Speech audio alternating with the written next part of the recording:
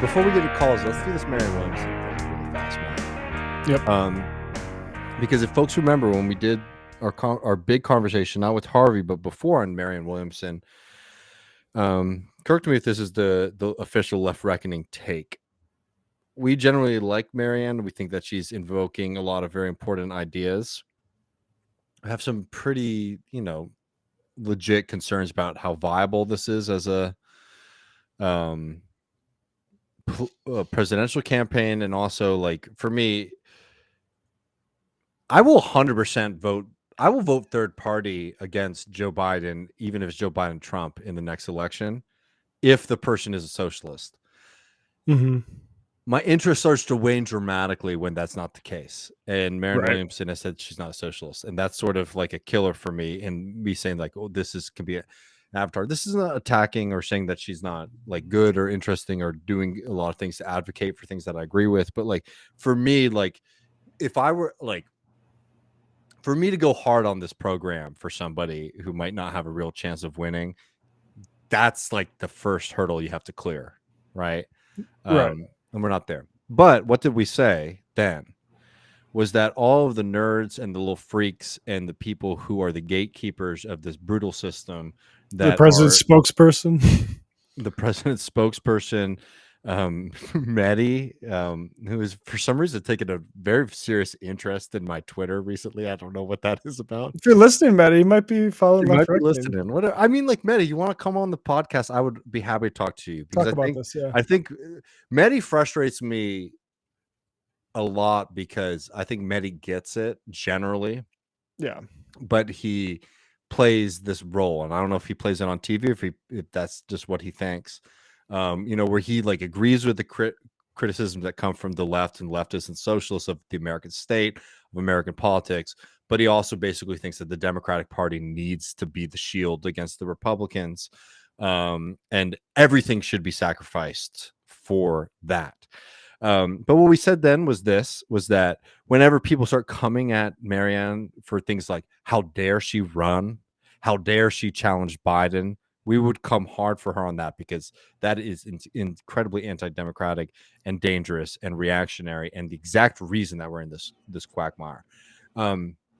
It's a longer thing. We might skip around a little bit, but let's just play a couple minutes of her with Mehdi and talk about it.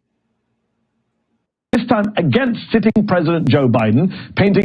And as you can see in the corner, but for people who are listening, courtesy of the Twitter account Case Study QB. As the more progressive candidate.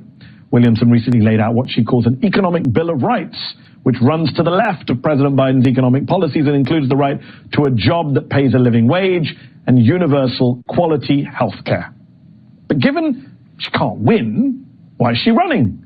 Marianne Williamson joins me now all the way from London. Marianne Williamson, thank you so much for coming on the show. I know it's late where you are. Let's start with an obvious question. Why are you running against Joe Biden? Why do you believe he does not deserve a second term as a Democratic president? You said a couple of things tonight that were interesting. You said, well, he has given more investment in green energy in the Inflation Reduction Act than had ever been done. Yeah, but he also approved the Willow Project, which completely nullifies those investments. He's also given more oil drilling permits even than Trump did. So this idea that he's done more investment in green energy, please let's not pretend this is the great climate change president. You also mentioned that he cut child poverty in half. Isn't that interesting? Yeah, he did with the child tax credit. And guess what? 6 months after they did it, it expired and they didn't bother to permanentize it. So there are a lot of ways in which the president has said that he would do things. He's made some incremental changes. I don't want to not give him credit where credit is due, although you did just now. And I think that clearly, if we really want the kind of economic reform that the people of the United States deserve, which certainly was not granted to the American people tonight with this very, very sad negotiation. Just going to say, excellent across the board. Right. Absolutely. Yeah. This is, I'll be honest, I don't watch a lot of Marianne appearances, but and this is the first time I'm watching this one, but that was very good. No, she's very good, man. Like, she's great at this. We're going to have a president who says like it really is and makes the changes that are necessary. I've also spent much of tonight criticizing his negotiation with the Republicans. Just to be clear, since you mentioned the debt limit, before we get to everything else, much to discuss with you, what do you make of the debt agreement? What would a President Williamson have done differently? You know, it's interesting because when you spoke about it, there was sadness in your voice. And then when Robert Reich spoke about it, there was sadness. Also, I will say this is me warming up very much to Williamson. I love this point. There's sadness in your voice. I think it's great. Anyway. First of all, I would never have negotiated with economic terrorists. Kevin McCarthy was not a good faith actor here. The president does not play to win, and this was a perfect example of that. So why he was ever negotiating? There were some legal scholars who said he could invoke the 14th Amendment. Others said even if you don't invoke the 14th Amendment, there were other ways he could have gotten the money. So when you say what would the president have done, President Williamson have done, I would never have negotiated with that man. The Constitution of the United States says that our faith will be good. We will be in good faith. Our bills will be paid, and our bills could have been paid. I would not have negotiated with that man. So what do you say to those who point out that, yes, you are popular? Wait, before we get to this next bit, I mean, is there anything you want to say there other than like this is why it's which is my position. It's 100% important for her to be in this primary process as long as possible. Yes. It's like this is exactly the kind of point that needs to be made in the public. Mehdi is about to do a lot to try to discredit this in a way that's very frustrating to me, but like this is exactly why you want to have somebody like her out there, and why it's like whether or not this is because like I guess just like to make my point really clear in case people are watching this outside of the Left Reckoning universe later. Is that like I think the most important thing that the socialist movement can do right now is to build socialist power in an explicit way, and I think that it's really important to stand on our own 2 feet. I still support progressives, generally across the board, because the progressive movement is one that is fighting for things like fair wages for workers, fighting against the incapacity of Joe Biden and the Democratic Party. I think these are very important things to be out there, which is why like I take it as a personal affront, all of the efforts to try to discredit her as a kook and a loon when she's going on MSNBC right now and just straight up talking truth about what's happening in this country and how these crises that we're told that are happening are completely man-made and constructed. Yeah, we played the first segment where we said, as the ideas campaign, I completely welcome this. And then, said, I don't think it will be as good as Bernie, because I think Bernie is supernaturally good at staying on message. This is better than I expected from Marianne. Yeah. It's very clear. It's very clear. Yeah. Generally she is. Like I think that one thing that hurts her a little bit is that like because a lot of people maybe in our audience, like I'm talking about just like younger people, don't watch cable news. Oh, exactly. Yeah. You never see why this is so valuable. Voters and on TikTok. But you can't win a Democratic presidential primary. You're essentially a spoiler candidate. And so by primarying Biden, all you're doing is weakening him in the general and making it easier for a Republican to beat him in 2024 in what will be a very tight election. Well, there are 2 things about what you said. First of all, you said I'm a spoiler candidate. Was there something you had, Matt? Yeah, I just want to say this premise is false. Yeah. This premise is false because the people who say the sheepdog thing, they're kind of right about that. Like Bernie participating in the Democratic primary absolutely helped the Democrats turn out votes and, get out young people out there. And I 100% think the exact same thing would happen with Marianne is because I don't think she's actually a spoiler. And so I think like, I like, what's she going to do? Like, first of all, if she went against the Democratic Party, she's going to lose all of her, like a lot of people. So like, I think they're right in the sense that like she can't actually win, but like she could drive a lot of people like to be interested in what she's saying and the way she's elaborating politics. And that would be frankly good for the party. People, not the patrons and the regular listeners of Left Reckoning, because they're all very smart, intelligent folks, but people have gotten mad at me for making this point. Sorry, it's true. it is never okay, apparently, to criticize the most powerful people in the country. And like, this is what this is getting at, right? Is that like, oh, well, if Marianne Williamson says true things about Joe Biden and what he is not doing and what he could be doing and what he should be doing, he is therefore hurting Joe Biden and enabling Trump. That is a recipe for us to always live in this hellscape, right? If like the people, because like that's not addressed to the person who thinks that Joe Biden's done nothing wrong. That's addressed to the person who says, oh, I think Joe Biden has made mistakes, but I will support him so that maybe the Republicans don't take power again in this country. Right. Spoiler alert, friends, they will. Maybe not this next presidential cycle, but it's going to happen over and over and over and over again in your lifetime unless things fundamentally change. If you are worried about Republicans having positions of power in the United States government, you should be taking these criticisms extremely seriously, and you should be wanting them to be made at every opportunity, because it is the weakness of the Democratic Party that allows the Republicans to be able to maintain any level of power in this country. And this is why, we did the segment tonight. This is why we're talking about it, is because there is this insane liberal Democratic like push to say any criticism of the Democratic Party is therefore an endorsement of the Republican Party. Or if it's not an endorsement, it opens up the door for them. People's lives are the reason that this happens, right?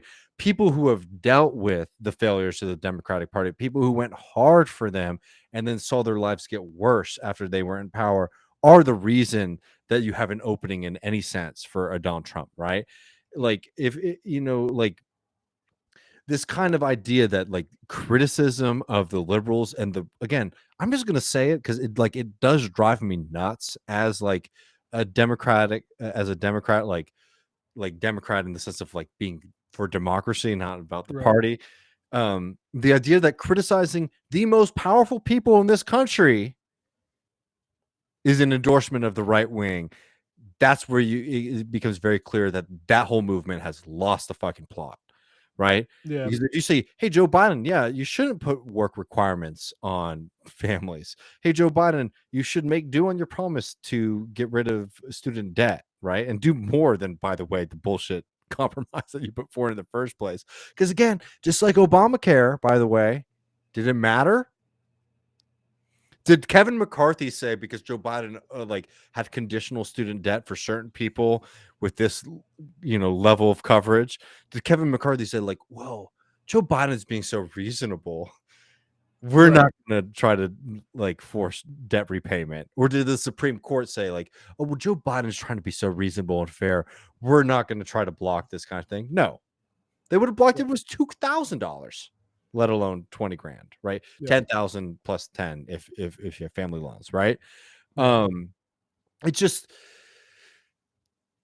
it's the height of this pathology that I think does create the crisis that we're in. This kind of like, oh, you can never touch the Democratic Party. And Marianne, like, thank God for her for putting up with this and giving the answer that she's going to give, which is just like, I'm not going to take this shit. Yeah. Yes, you are popular with younger voters and on TikTok, but you can't win a Democratic presidential primary. You're essentially a spoiler candidate.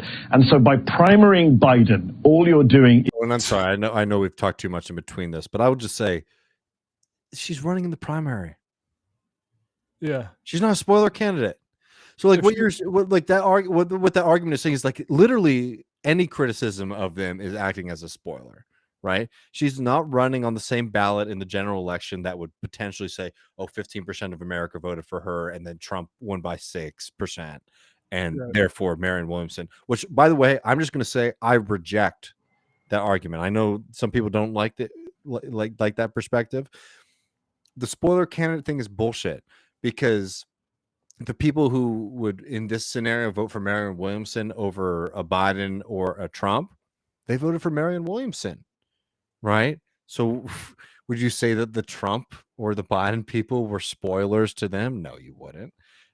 I just like, this is something that like, I don't know if we agree on completely, Matt. I know me and Michael definitely didn't agree on.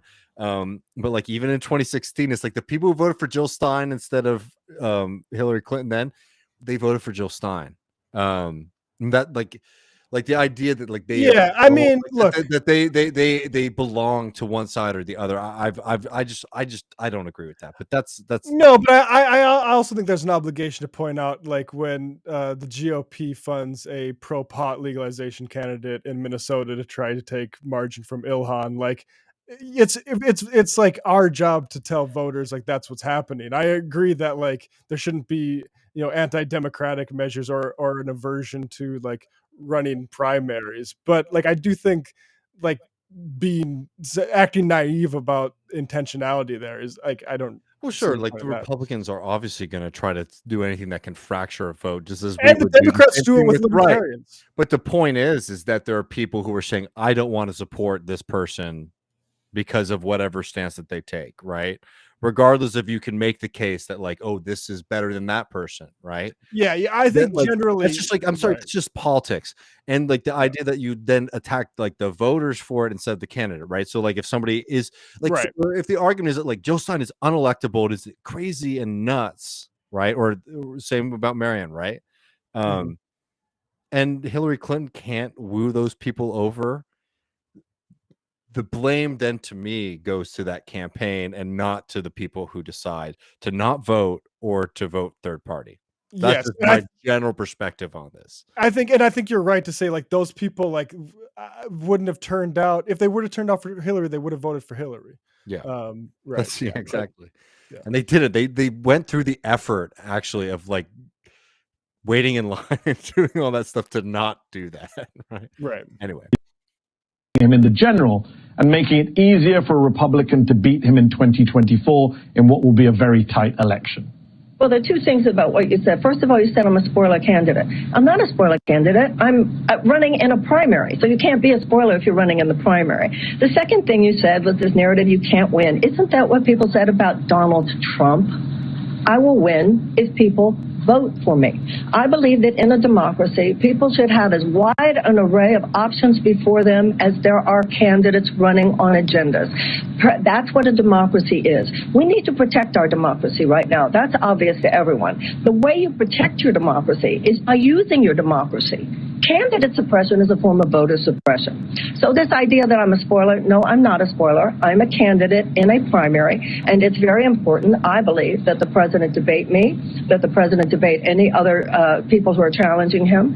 At a time like this, when the fascists are clearly at the door, we should be having a very serious conversation about what it will take to defeat them, and not just accepting what the DNC has to say because a few elites have decided it's going to be Joe Biden. Well, if you're a viewer of the show, and I don't know if you're or not, I'm very clear about the fascist threat, which is why I worry about a divided opposition to a fascist threat. And just to be clear, you're right, Donald Trump did win against expectations. But to be fair, Donald Trump entered the 2016 race and led in the polls throughout. I think there was one brief moment where Ben Carson overtook him. Otherwise, he led the entire time. You got, correct me if I'm wrong, you never went above more than 1% in the polls in 2020. So I have to ask, what makes you think 4 years later, yes, now is my time? Okay, first of all, I've been up to 11% this time. Right, that's number one. And number two, there is an ameliorative effect in somebody telling the truth. Somebody needs to tell the truth about this. I would just also add, by the way, Joe Biden ran for president many times. Yeah. And also, he might die. Yeah.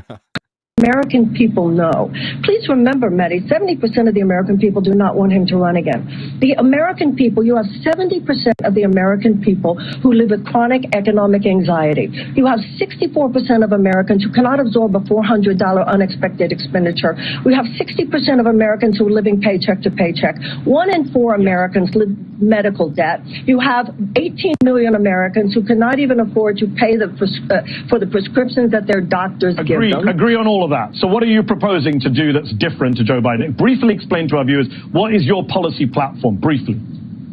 My policy platform is that the American people should have an opportunity for an economic U-turn, for fundamental economic reform. We should have the same things that every other advanced democracy has. We should have universal health care. We should have free college tuition and tech school. We should have free child care. We should have paid family leave. We should have guaranteed sick pay, and we should have a guaranteed living wage. We should have an economic bill of rights. We have a country where there has been a massive transfer of wealth into the hands of 1% of our people. It has completely destroyed our middle class, and it is now baked into the cake of how our political system operates, that we will continue to make it easier for people who already have to get more and everyone else to struggle to make it. The majority of Americans live with constant economic anxiety in the richest country in the world. So I agree, Marianne. All right, I think that's it. You said something, Matt. You were sort of cut out. Oh, all things Mehdi Hasan agrees with. I mean, this is why I think that it's like, if anything, this being like a mirror and like making it clear that like all these people who say they agree with you wanted to do very little to doing anything about it, right? Regardless if you think that this is something that is like viable or can win, it's just like these are the hurdles that I think, they capture a lot of, I think, even generally well-meaning people, right? People who are like, I think these things are fucked up and that they should change, and I think that these are the things that we could do. This is like as clear as day as to why nothing ever changes in this country, despite the popular support for all these kind of things. This mentality around politics that we can't touch a two-party system, we can't touch the Democratic Party, as why we're now seriously having a conversation about whether or not under a Democratic president we put work requirements on social programs in the United States. I mean, and really, it was in the language Mehdi used up top, which is, don't you think Joe Biden deserves a second term? It's like, well, the American people decide that. I don't decide that. It'd be actually presumptuous to nominate myself as the person who decides that Joe Biden doesn't get a Democratic challenger in this election.